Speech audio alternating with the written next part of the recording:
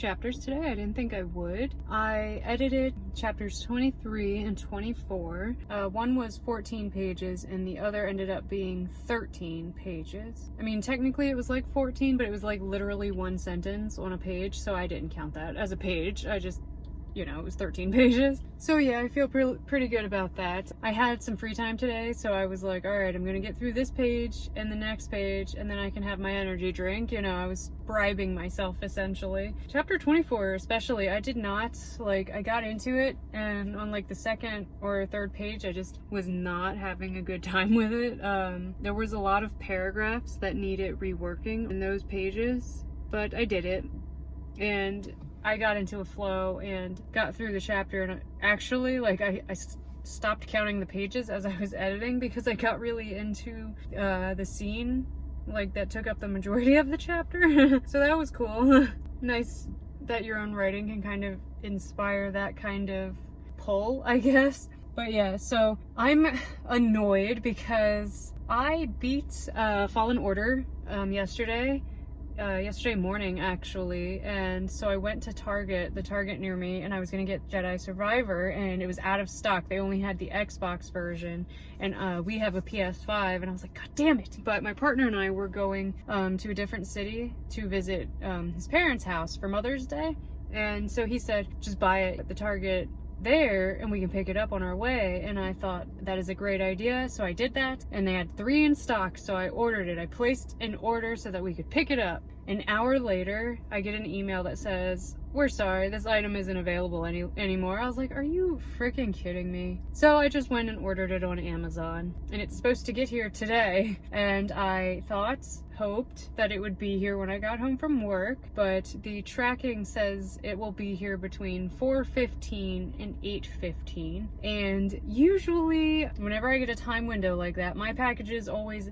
like show up towards the later time, and I go to bed at like 7:30, so it looks like I will not get a chance to install the game and even open it today. And I'm a little disappointed, but I'm rationalizing it because the first game came out in 2019, I think. And so most fans of the game had to wait, 4 years for the sequel? I can wait a couple of days for the sequel. You know, obviously I'm not a game review channel. I barely even talk about books on this channel, but if you haven't played Jedi Fallen Order because, like me, maybe you're super stubborn and don't want to play a Star Wars game unless you can make your own Jedi, it was actually an amazing game with a really cool story, really cool like locations and animals, and the music was amazing.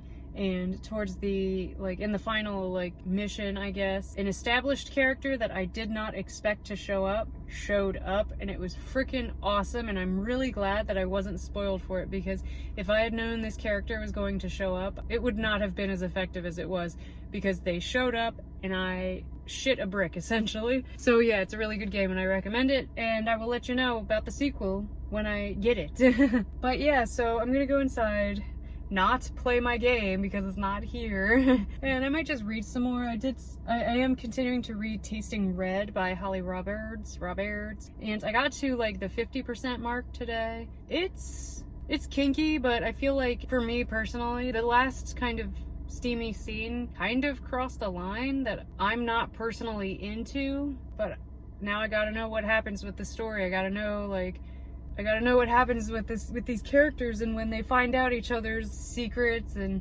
hidden things, you know. So I'm stuck now reading this. Again, I don't think her style is just for me, but I'm not gonna shit on this story. Check it out, read the blurb, understand that there's a lot of kinks and things that maybe some people aren't going to be okay with, but you know, check it out for yourself. I don't want to tell you what to read and what not to read.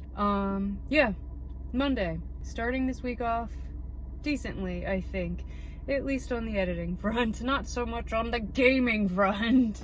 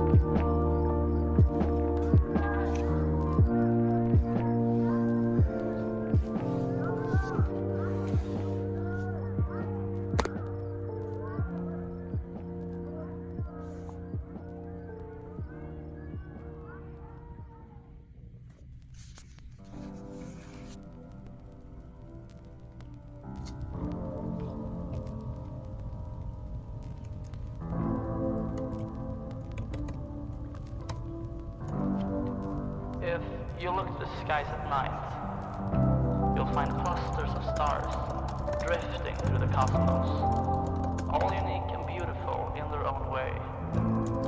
Some stars, though, travel alone, without any friends on their journeys.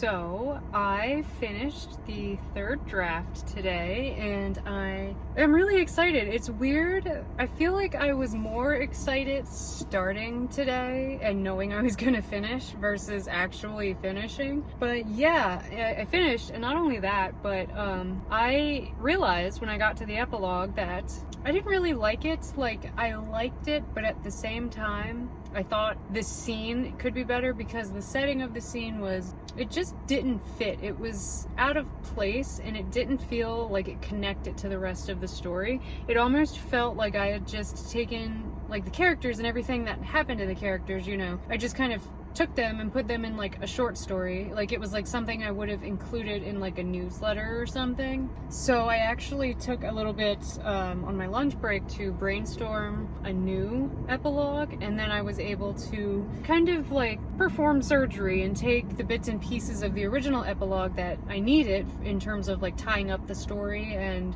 where the characters are. So I took those bits and pieces and wove them into a new scene, and I'm much happier with this scene and what it means and how it works into the grand scheme of things. So I'm really happy about that, and I do think that it works better. I am planning tomorrow to like go through and read the epilogue again because, you know, the rest of my story, this is the third draft, whereas it's like the first draft of the epilogue basically. So I want to definitely go through the epilogue again and try to make it feel as polished. I want to go through and make sure that it doesn't feel like it was like hastily tacked on at the end, even though it kind of was, I guess. I don't know. So that's gonna be my plan for tomorrow. And immediately after that, because that shouldn't take me any time at all, really, you know, I'll sleep on it tonight, and I will probably finish reading through the epilogue and fixing it up, you know, before my shift even starts tomorrow. So, like, on my lunch break and stuff, I'm gonna need something else to do. So, that something else will be researching how I want to look for beta readers, and more importantly, how I plan to deliver this draft to beta readers and have them comment on it. Like, I know some people use Google Docs and will enable comments so people can go in and read and leave comments wherever they want, which is cool. I don't know.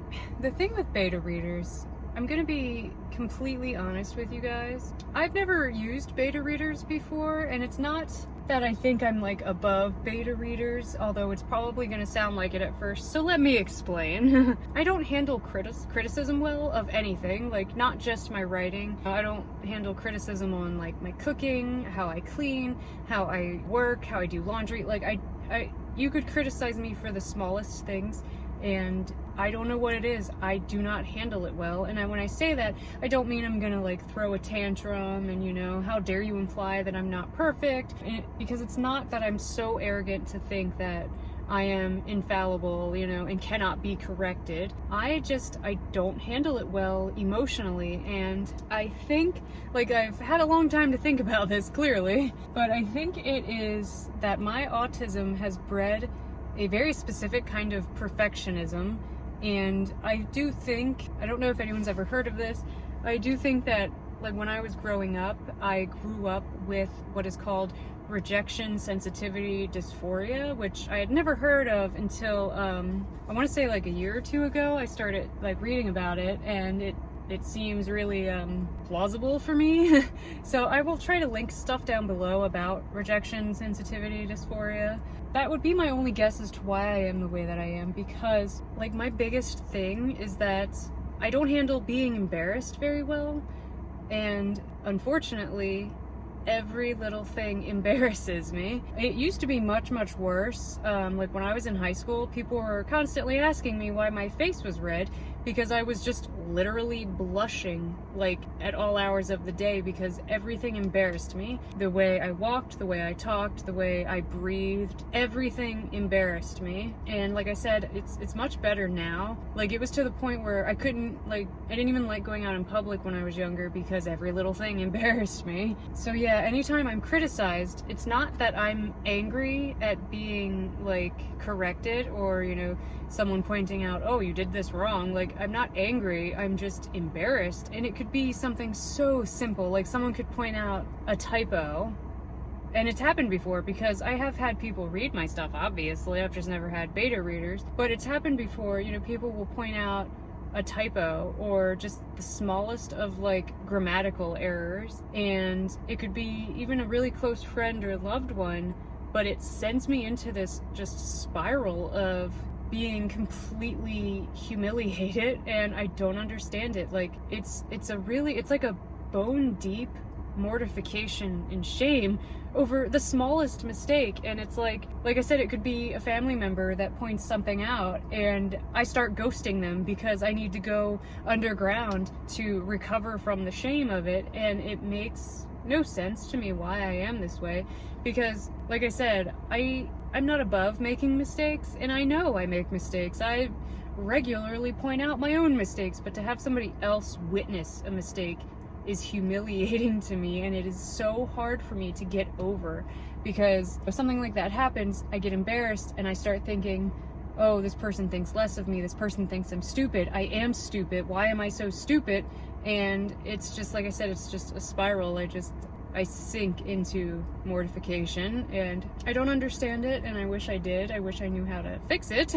So that's why I've been not against beta readers, it's just why I've never looked into them before, because it's just, I don't know how to handle it. And the funny thing is that I was published before with this e-publisher. It was a long time ago. I don't want to name drop. There was a little bit of like drama within the publishing community with that specific publisher, and it was under a different pen name entirely. And like I said, it was years and years and years ago. God, at least 10 years ago. But you know, and the process with that publisher was, after they accepted your draft, it went to the editors, and then they would go through and suggest changes, I think is the term. It would be on, like, you need a Microsoft Word for it, but they would go through and suggest changes and edits and stuff and send it back to you, and then you had to go through and approve them. And it was difficult. It was so hard to open the draft, like the manuscript, to even begin, and going page by page and seeing like all of their suggested edits or their comments to say things like, you know, this didn't make sense, or you already mentioned this, you know, things like that. Every page, it was like awful. It was like a nail in the coffin. It was so hard for me to do that. So that's why I'm so afraid of beta readers, and it is ridiculous. I know it is ridiculous, and I know that it'll only do me good to have eyes on this before I try to either send it out to a publisher or self-publish it on my own. Like, I know it'll do me good, and I know like fresh readers will be able to point out things that I don't notice. So it's like, I know betas provide very helpful feedback, but it's just like this complex I have to get over, but I don't know how. So yeah, I'm going to be researching how I want to do this with beta readers, and I'm going to also, I guess I have to put together a package to advertise to beta readers, because I don't even have like a summary for this story. To my friends, I'm just saying, you know, it's a cozy werewolf smut story. The werewolves live in a small town, they're just trying to live a domestic life, and mates are a thing, and that's it. So I have to put together like a real summary before I put out my call for beta readers, and I have to figure out where I'll be putting out my call. My Instagram for sure, because that's where I have a lot of friends. And I'm not saying I want friends to read it to like be gentle with me, but I do have a lot of friends who read this genre, so I want to, you know, make sure I'm advertising to people who are actually interested in this kind of thing. I'm sure I'll post a video on here too when I'm ready. I guess I've just been kind of getting to that point where it's like I'm anxious and nervous about what comes next. So yeah, it's only Thursday. It's always weird when I finish something in the middle of the week versus at the end of the week. So yeah, So I'm gonna work on that epilogue to make sure it fits seamlessly with the rest of this story. But I will say, as scared as I am about beta readers, I do genuinely 100% think that this story is better than anything else I've ever written in my life. Maybe even some of my fan fiction, because I usually hold my fan fiction in very high regard. I'm usually very proud of my fan fiction, but I think this is some of my best work, and I am really excited to share it with people. Aside from the fear of beta readers, I'm very excited to have eyes on this book because I think I have outdone myself. I'm gonna stop rambling. I'm gonna go inside, and like every day this week since I got it, I'm just gonna veg on the couch with Jedi Survivor for the rest of the night because it is so fun. And playing the games back to back, like, I'm really able to see all of the improvements that the sequel makes over the first part, and it's exciting. And I just met up with a character I really like. Sorry, I don't want to spoil anything for anyone who might be like me and hasn't played Fallen Order yet, but it's really, really good, and I'm so excited to have something to look forward to again like this. So I'm gonna go in and I'm gonna do my laundry because I've been putting that off, and I'm gonna play Jedi Survivor, and yeah, I'm not gonna think about how scared I am of beta readers.